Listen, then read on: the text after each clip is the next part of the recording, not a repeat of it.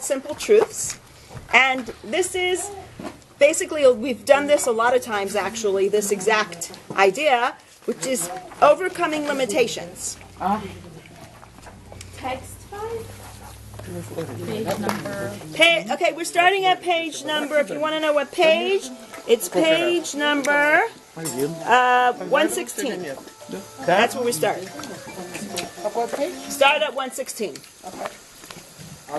So, overcoming limitations. Remember how many times we talk about overcoming limitations? We all have a lot of limitations, and we know all about them. But here, we're going to talk basically about good and great. The difference between good and great.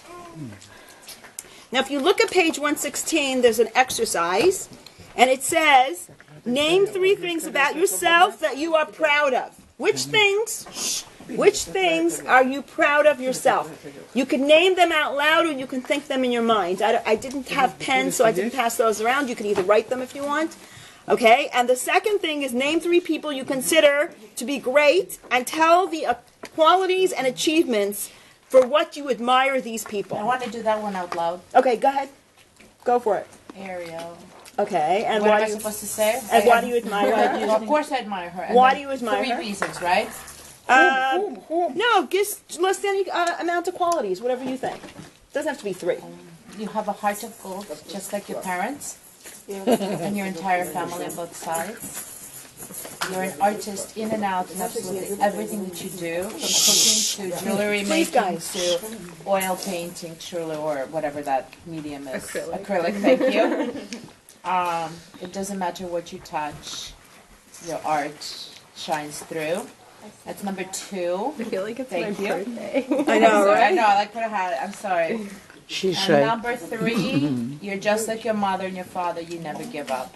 Okay, On the people those are that you good. love. Those are good. Very good. Beautiful. Anybody else have someone that they admire that they want to say out loud?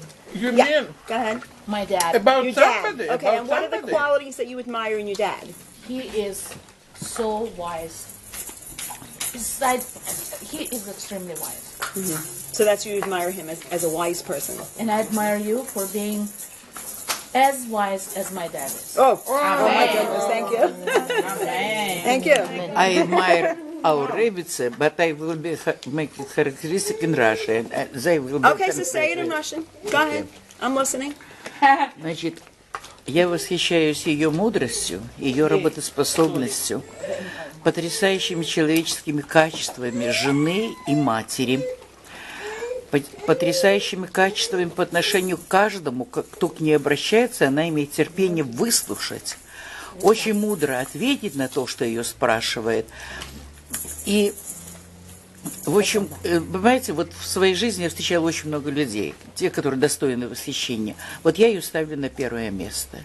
Потому что такой терпеливости, такой мудрости я никогда в жизни ни у кого не видела. Поверьте, я очень много людей на своем веку встретила и могла разобраться уже, кого я вижу. No. Okay, does anybody want to translate it into English? She said that you're very patient with every person you come across, and she's met a lot of people in her life, and she puts you number 1.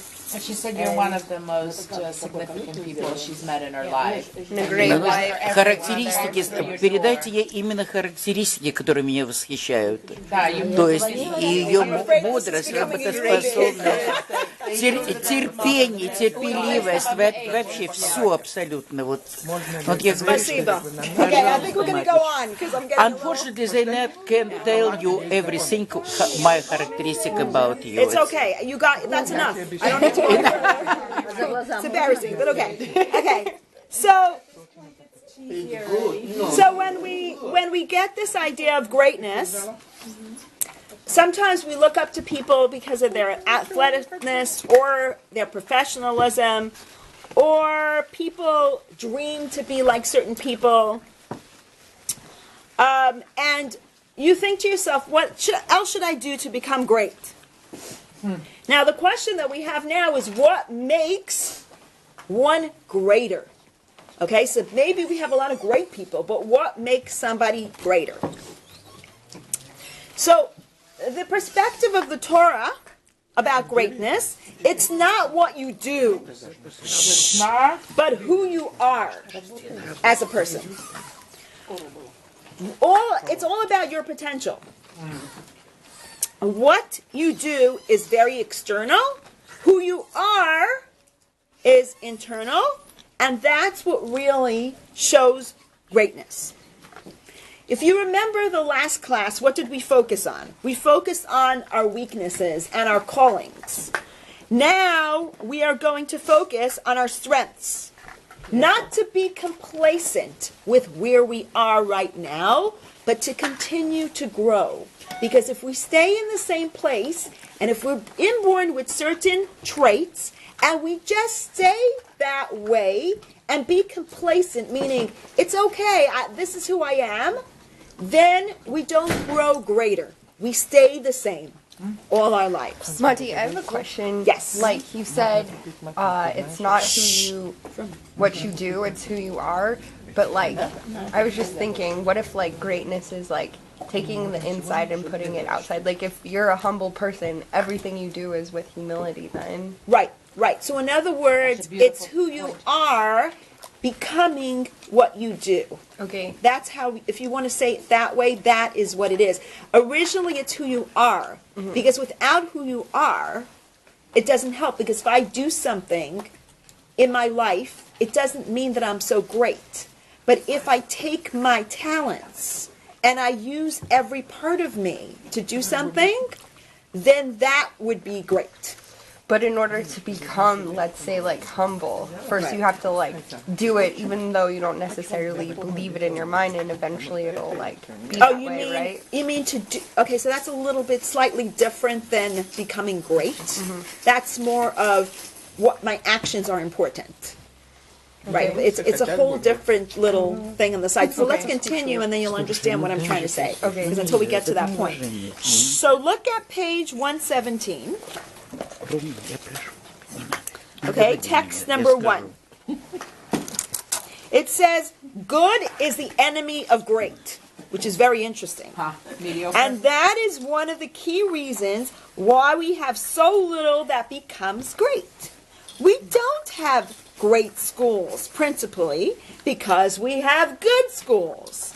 We don't have great government, principally because we have good government. Few people attain great lives, in large part because it is just so easy to settle for just a good life. So what is that telling us? There's no end to greatness. So basically, what are we doing? What is greatness? It satisfies. If you're satisfied, obviously you're not going to go further, so you're not going to become great. Growing is how? Step by step by step. Not staying in one place, because if we stay in one place, what happens? We are just good. Stagnation. We are not becoming great. So let's look at text number 2, which is on page 118. Who wants to read? I will. Okay, go ahead. At 211 degrees, water is hot. At 212 degrees, it boils. And with boiling water comes steam. And with steam, you can power a train. So what's the difference between boiling and steam and actual boiling point? How many degrees? One. How many degrees? Only 1 degree. In other words, it's just a drop more. Not much. So to actually become great, you need to get to that point of almost great. And then you make that one little leap and you get to great. Continue on text 3. Text 3. Bar hey hey as Hillel. The verse says, in the Messianic era, you will discern between the righteous and the wicked, between the one who serves God and the one who does not serve him. Malachi 3:18, is that not redundant? Is not the righteous person the one who serves God and the wicked person the one who does not serve him? Okay, so what does it say here? It says here, what does it say? What is he saying here? It says to make the difference between righteous and wicked, and the difference between one who serves God and one who doesn't serve God. Is a righteous person one who serves God? Is a wicked person one who doesn't serve God? What is he trying to say here? Go on. Hillel replied, both of the individuals referenced in this verse, the one who serves and the one who does not serve, are wholly righteous individuals. In other words, he's saying that these two people, the one who serves God and the one who does not serve God, are both righteous. They're not wicked people. Go on. Nevertheless, the one who reviews his studies only 100 times is referred to as the one who does not serve God, because he cannot be compared with the one who reviews his studies 101 times. Okay, so what's the difference between 100 times and 101 times? One Only more. one? Only one. Boiling point. Only one, Only like one. boiling point. Go on. Bar Hehe asks, because the person reviews his studies one time less, he is considered one who does not serve God. That's a question. It's a question, not a statement. Oh, he is considered one who does not serve God? Yeah, right. There you go. Okay, go on. Indeed, that is so, Hillel replied. Consider, by the way of analogy, the market prices for donkey drivers. To hire a donkey driver to travel 10 parsa, the cost is 1 zuz, whereas for 11 parsa, the charge is 2 zuz. So who understands where he's going with this? And why he's answering it? You can't compare. What? Yeah, I understand, but what is it Because saying it's here? double. It's Okay. double greatness. Why is it double greatness when you go past a certain amount? What do you think? Because you give the maximum. So we're talking about the donkey, let's say, right? To ride the I'm talking about donkey. the donkey too, yeah. Okay, to ride the donkey, 10 parsa, it'll cost you 1 zuz. To ride it 11 parsa, it'll cost you double, 2 zuz. What is he getting at here? The donkey But is really efforts going to are- have to work hard. Exactly, efforts are Sorry, increasing. don't Right, have to it's not just increasing one-fold. Right, no, it's it's increasing double. twofold. It's double. Right, Yes. right. 1 plus 1 is 2. Exactly. Same So thing, just look on text. Here, we're going to go on to text number 4 so we can really understand what this really means. According to the Alter Rebbe.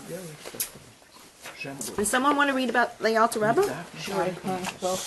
No, you're good. you're good. You're The better. Alter Rebbe, who is Shneur Zalman of Liadi, he's the one that wrote the Tanya, and he explains it in the Tanya. Go on. It was standard in that era for scholars to review each lesson 100 times.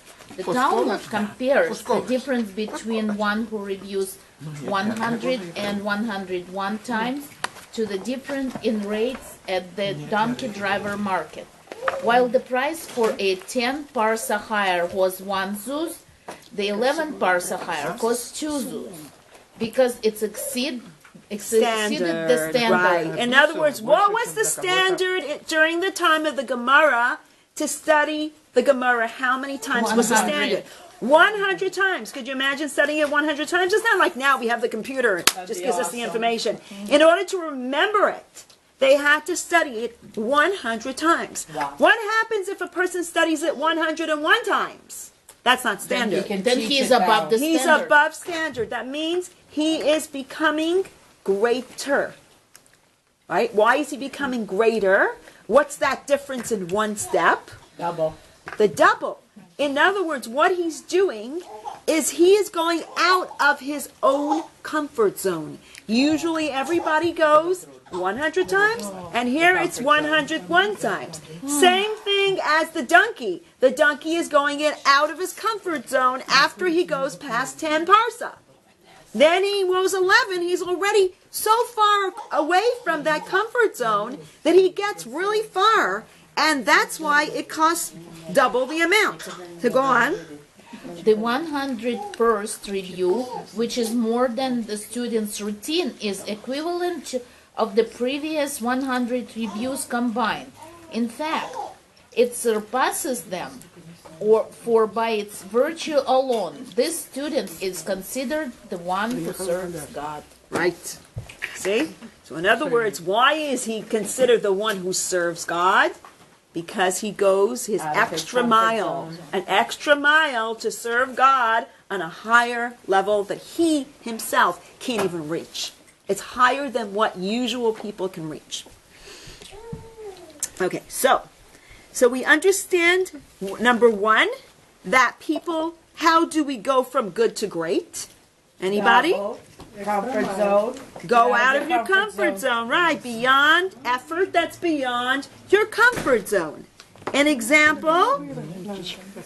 What would be an example to go beyond your comfort zone? Let's say my friend is sick and not feeling well, and I'm going to go bring her a cup of tea. If I just go look in my house and I take off the tea bag from the shelf and I bring it to her, then that's usual, right? That is my usual. One of each. Or one of each. Or if I go to a store and I get her, what do I get her? From a, what do I get Favorite tea. her favorite tea, or I go and get her favorite honey, or an extra lemon. That means Yes. I'm going out of my way and out of my comfort zone to get what? To give her a specific tea that she loves, and so therefore that is beyond my comfort zone. Okay, so that would be number one. The second thing that we see from here, it says, Oved Elokim, a person who serves God. In other words, am I doing it for myself? No. No, I'm doing it for God or for somebody else. Okay, so if we look at page 127, we will see a list. I'm skipping a little bit. So go to page 127. Okay? We see a list of Nobel Prize winners. Look at the list of Nobel Prize winners. I'm not going to read it to you. Just look through the list and tell me, what do you see, what theme do you see throughout all of these Nobel Prize winners? Jewish. Why they, okay, Jewish. No. But why they, right, no. But why they won this Nobel Prize? What did they do to become Total focus. greater? Total focus, nothing but. Okay. Go out of their comfort zone. Out of the comfort zone, extraordinary, and not self, and not for them, selfless. For the better of the For the universe. better of the universe. Perfect. Very good. They're doing it for the better of the universe. Well, Okay. they do what they're Look, gifted at. somebody could be gifted, but not do anything for humanity. They can keep it all for themselves, right? But these gifted people, they did something for humanity. They didn't do it only for themselves. They did it for others too. So two things. To go an extra mile and to do it for the sake of humanity or for the sake of God. Not for your own self-interest.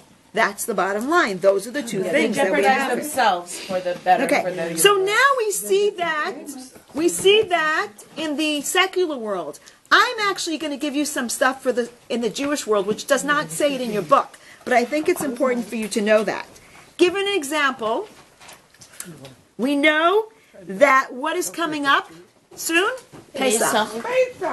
Okay? And Pesach is about what? Going out of your limitations.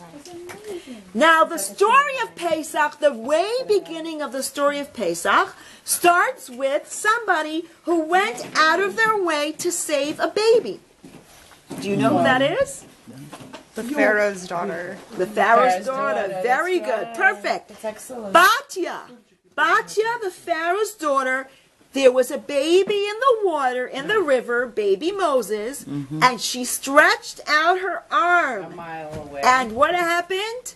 When she stretched out her arm, a miracle happened and she was able to reach the baby.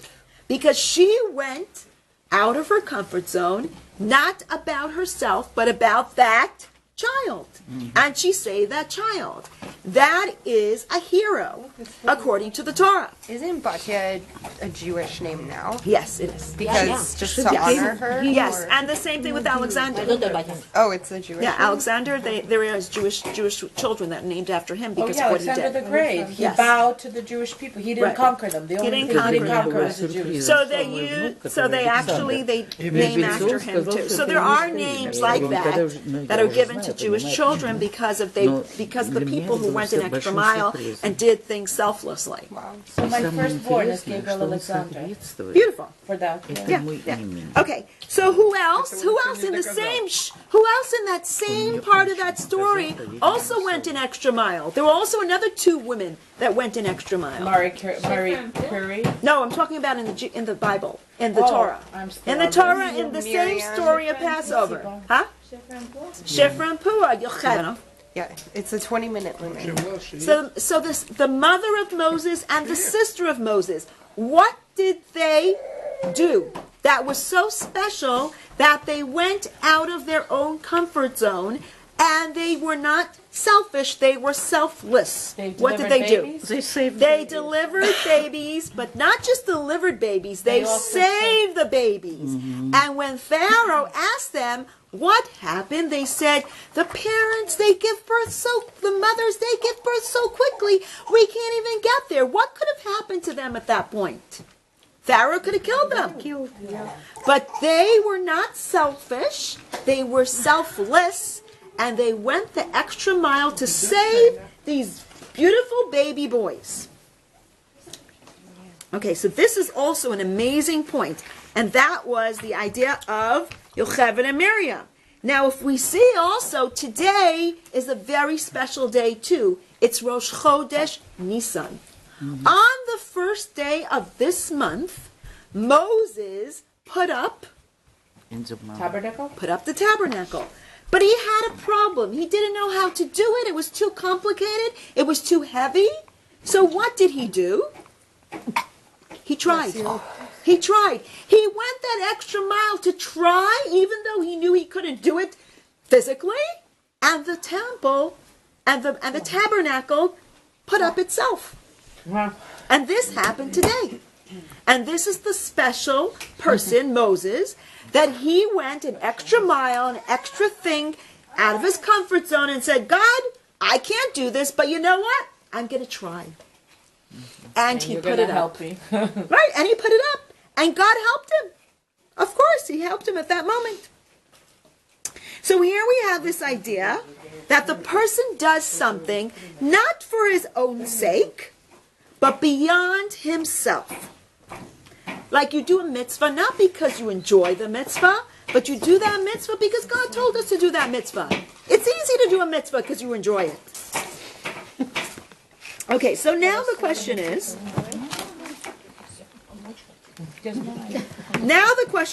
how do we get there? Let's look at text number 6. Okay, you go back.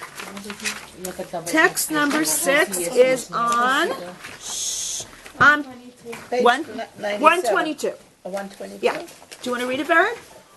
In every generation, we must view ourselves as if we too left Egypt. Okay, so we need to view ourselves as if we left Egypt. Why would we still be in Egypt? Anybody? Our own personal Limitations. Okay, you guys are ahead of it because we've been talking about this for months. Teacher.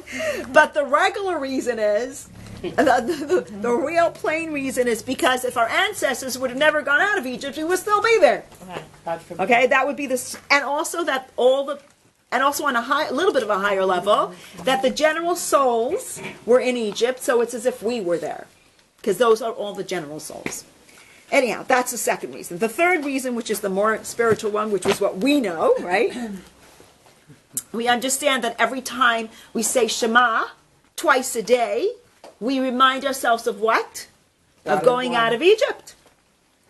And then when else? When we say the Kiddush on Shabbos, it says Zecher Litzias Mitzrayim. We say Kiddush, so we should remember going out of Egypt. So let's look at text 5 and see how it is connected to us. Anybody want to read it? Text number 5. Kabbalistic allegorization sees in every historical occurrence a symbol of a more intimate and personal drama in which man is involved, of a great experience that lies at the very root of existential awareness. And so the story of Exodus is related not only to historical events, but to a living reality. Yeah, we understand that it's connected to us as people. Go on. As a symbolic narrative of human destiny. In reciting the Haggadah, one is not reminiscing about an ancient past, about people and occurrences enveloped in the mist of the millennia, but rather is telling a personal story, pouring out one's heart, confessing something intense, passionate, and crucial that happened to oneself. At this level, one is preoccupied not with history, but with the living present, not with others, but with oneself and one's own existing life. A person must see in the story of the Exodus, as in a mirror, the inward drama of his or her own soul. Okay, so in other words, instead of saying that this is just history, it has to somehow connect to us as who we are as people. Now we're going to look at text number 7. Okay, so let's understand that Mitzrayim, the Hebrew word for Egypt, means borders and narrows. On the spiritual level, the journey from Egypt is the journey from the boundaries that limit us, an exodus from the narrow straits of habit, convention, and ego, to the good, broad land of infinite potential of our godly soul. And the journey from Mitzrayim is a perpetual one. What is expansive and uninhibited by yesterday's standard is narrow and conflicting in light of the added wisdom and new possibilities of today's station. Thus, each of life's journeys is an exodus from the land of Mitzrayim. Everything we do, right, is going out of our limitations. Having transcended yesterday's limitation, we must go again and journey and do what? And continue to go out of our own Mitzrayim. More Mitzrayim. That our present norm represents relative to our uncovered potential. Okay, so here we see that it's not just our own Mitzrayim, but these are constrictions. What kind of constrictions could it be? I gave out 2 papers, I think. Let me get one so I can see it. Okay, you see where it says Yetzias Mitzrayim with mindfulness? Mm-hmm. So what does Mitzrayim mean? What does the limitations mean? A place of narrowness. We all have limited beliefs that we adopt in childhood. Whenever we feel angry, anxious, depressed, we are being present with a golden opportunity to declutter our minds. It's interesting because on Pesach, what do we do before Pesach? We declutter. So here we're decluttering our mind and expose these lies. We have limited beliefs in many different areas. Okay, so there's 3 different areas. This is actually a part of from Miriam Adahan, which I actually took off of her website. And she says there are 3 different limited beliefs. Limited beliefs in yourself, limited beliefs from other people, and limited beliefs from the universe or Hashem. So myself, you say usually, I'm not enough. I'm never being good enough. I don't deserve love or success. I'm fundamentally defective and unlovable. I am not who I'm supposed to be. I should be happier, smarter, more popular, thinner, more sociable. I can't manage life. So that's things that you have to go out of, your limitations about yourself. Now about other people. What people think of me, right? That's what usually people are worried. Because people determine whether or not I'm valued, important, and significant. It's useful to wonder what are people thinking of me. I have to impress people so that I can get their love and approval. Because that's the only way I can feel good about myself, is if I feel other people feel good about me. I can't stand them. I should love them, but I can't figure it out. How? They should love me, but they don't know how either. I should not have social anxiety. I should be more chilled around people. So these are things that you are worried, your limitations, connecting to other people. What about God? The universe conspires to hurt me. God hates me, and that's why I'm not getting what I want.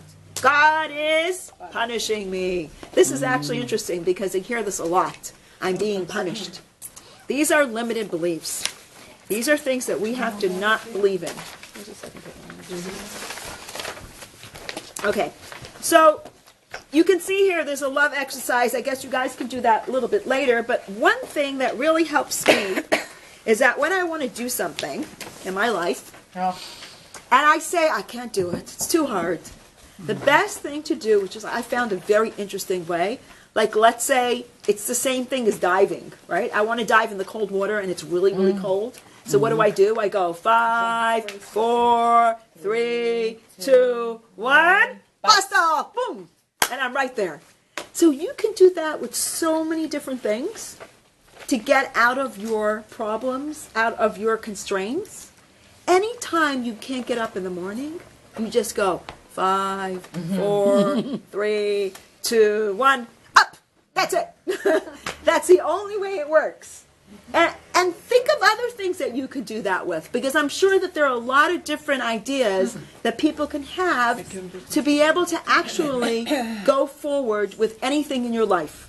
I found that the most interesting thing. And the second thing that we were doing here was the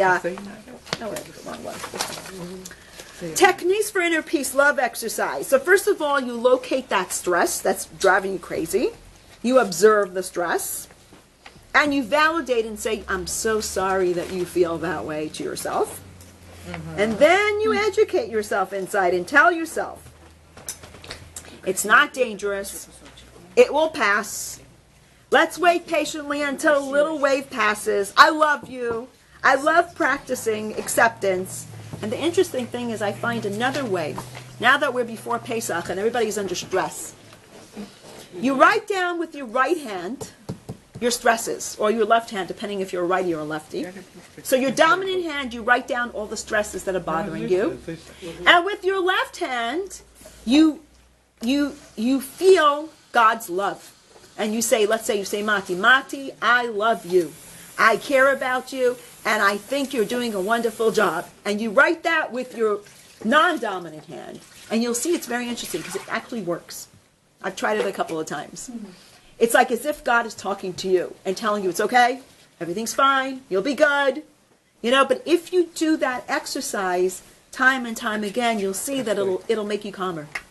So I just gave you a few little ideas, but in this lesson, actually, they don't give you the ideas, but I decided that it's better to give you ideas, otherwise we'll go like, okay, I have all these limitations, now what do I do, right? Yes. Yeah, because it's not so easy. So, this is what we need to do, in order to go beyond the norm, I think the 5, 4, 3, 2, 1 helps you. I can't do so much. 5, 4, 3, 2, 1. Yes, you can. You're doing it. Yeah, you're doing it. That's it. Okay. And the second one is not to be slaves to yourself. Don't limit yourself to be selfish. Be more selfless. Do it for other people, not just for yourself. Don't be so self-absorbed. There's an interesting story, which I find that, shows this idea. It's kind of a little bit of a sad story, but a happy story at the same time. There was this woman, and she was married, I'd say, probably about 15 years, and she really wanted to have children, and she couldn't. And she was trying and trying and trying and trying, and she really had a problem. And her mother was very elderly, because her mother had gone through the Holocaust, and she had her at a very, advanced age. And she was very, very upset that her daughter couldn't give birth. And finally, the mother passes away. Within about 3 months, this girl gets pregnant. Because she was doing fertility pills and whatever, and she doesn't get pregnant with one child. She got pregnant with 5 children. Yes, exactly. So finally, and she doesn't know what to do because she knows she's going to have 5 children. She doesn't have the money to have 5 kids. It's very hard. It's going to be difficult for her because remember having 5 at one shot. She only has 2 hands. Right, and she only has 2 hands, and she really needed help. So the community kind of got together. They bought clothes for the babies. They gave food for the babies. They all took turns helping out. And everybody was helping, and finally she gave birth to the kids, and thank God people were helping her, and the community was really nice about it. And there's one lady that would send her a check every week. She never came to her. She would send her a small amount of money. It wasn't a big amount of money, a small amount of money. And finally she decided after like a couple of months, she says, I need to thank this woman. She keeps sending me a check. I don't know who she is. She's an elderly lady. I want to meet her and invite her for dinner. So she calls the lady up. She goes, please, she says, I know that you don't really want me to know who you are, but I really want to do something for you. Can you please come for dinner? I really want to see you, and I want to thank you in person. Woman was humming and hawing, and finally she said, okay, fine, I'll come. So she comes to the lady's house, and they're sitting down to dinner, and the old woman looks up, and she goes, who's that woman on the, on the mantle there was a beautiful picture of a beautiful woman, like a young woman. And she says, that woman looks very familiar to me. She says, that's my mother. She says, oh, that's your mother? I want to tell you a story. She said, when we were in the concentration camp, at one time, we needed to light Hanukkah candles. And doing meditation? No. It's a book. Thank you. Hanukkah candles. And they were looking for some kind of oil to light the wicks that they made out of potatoes. And she says, please, she told this lady, there were five girls there, and there was one lady that worked in the kitchen, and they asked the lady that worked in the kitchen, can you get us some oil? And, can you do this for us? And she was like, no, I can't do it, I can't help you, whatever. Okay. So they went and they snuck into the kitchen, and they got the oil, and the girl kind of let them in. And then they left, and they got caught. And so the commandant was ready to hang these girls. And they knew there was a girl that was doing translating and was really close to them. And they went over to her and they said, please, please, please, help us save a life. What could we do to save our lives? It was five girls. And this girl says, I can't really help you. I don't know what to do. So the next morning, they were going to they're going to shoot them or whatever. And they're going to, the commandant came, and they're going to get shot. And this girl that they asked, she ran in, she told him something about the Allies, that the Allies are coming or something like that. And the commandant ran away and said, oh, do whatever you want. And he didn't shoot them. And she says, you know what? I don't know what the story was, but I was looking for this woman all over. And I finally found her on your mantle. That's your mother. She is the one that saved us 5 girls. Wow. And ladies, this is not the end of the story. And so this girl says, she says, you know what? She says, I had a dream last night before you came. My mother came to me, and she said, 5 for 5. Wow. And I didn't understand what she meant. What's 5 for 5? So it turned out it's the 5 girls for 5 babies that she had. And because she had saved those 5 girls, God gave a blessing that her child should have 5 children. Huh? Yes. Yes. That's amazing. It's an amazing story. No? So it's 5 for 5. I'm going to send you a YouTube video. There's a story that I heard just like this. Similar type of life. They saved so somebody else got to live. Anyhow, this is a real story. So what the story here tells us is how a person goes just a little extra mile for somebody else, and God rewards them so many times more. It's a very interesting thing to see how this happens. So this is going from good to great. So there are 2 ways to go from good to great. What's the first way? Going out of your comfort zone, going an extra mile. And the second way is not doing it for yourself, but doing it for others or the community. These are the 2 ways. So every day we need to go more and more and more. We don't have to stay in one place, because if you stay in one place, again, we said it was stagnant and it doesn't work very well. So when we push, let's look at text number 9. Be selfish, improve your life. If someone says, I have worked hard, but I have not found, don't believe him. Come on, please, I can't hear myself. No, I'm just translating. I have not worked hard and I have found success, don't believe him.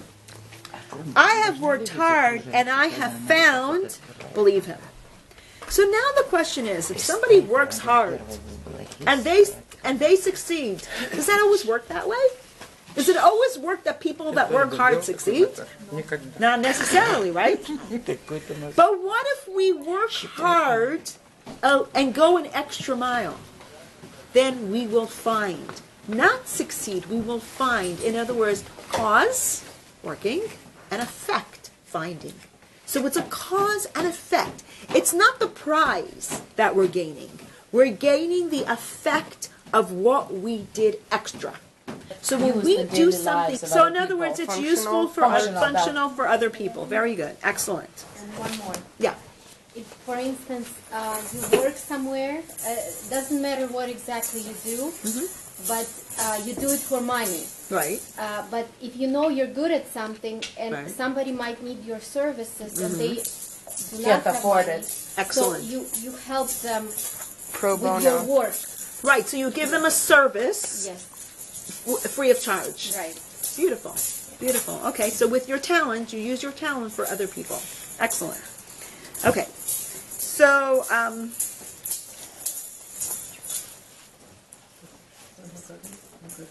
interesting that Sephirna says that each of us have 7 senses.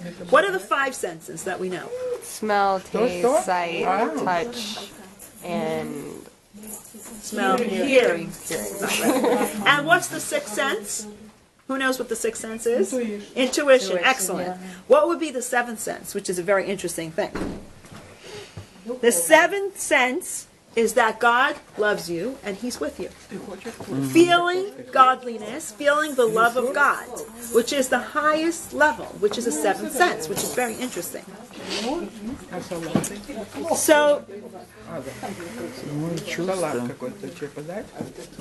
So the other thing is, besides doing something more for someone else, we go to the gratitude part, right? Especially Passover. What is the Passover about with gratitude? When God took the Jews out, He called that holiday Chag HaMatzos, the holiday of matzah.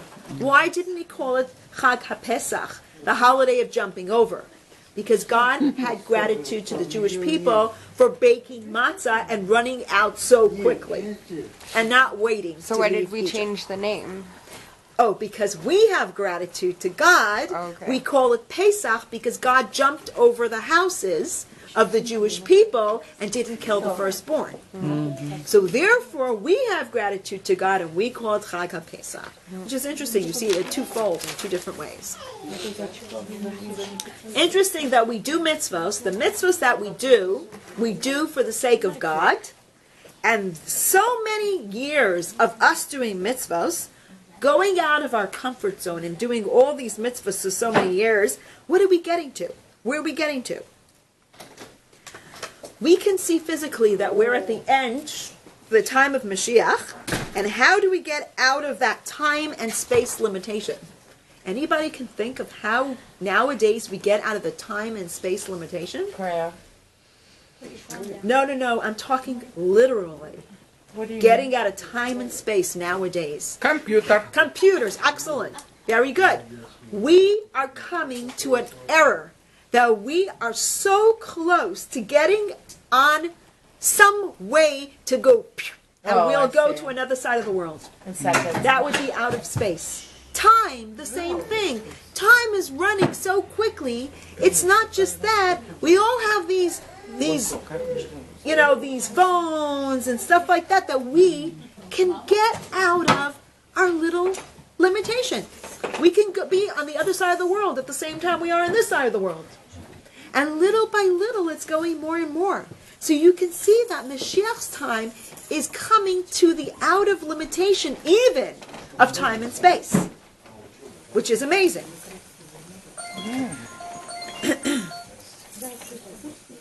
And in Mitzvah Shem, it'll go very, very quickly with us doing all the time the mitzvah for the sake of God, not for our own selfish reason.